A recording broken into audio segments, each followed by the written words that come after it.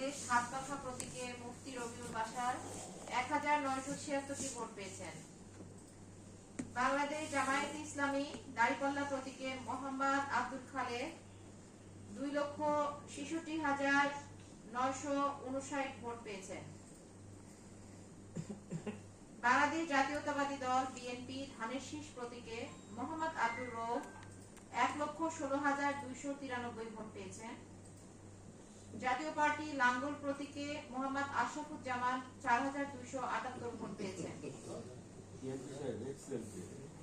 বাংলাদেশ জাতীয় সমাজতান্ত্রিক দল বাংলাদেশ জাসদ মোটরগাড়ি প্রতীকে মোহাম্মদ ইদ্রিস আলী 317টি ভোট পেয়েছেন।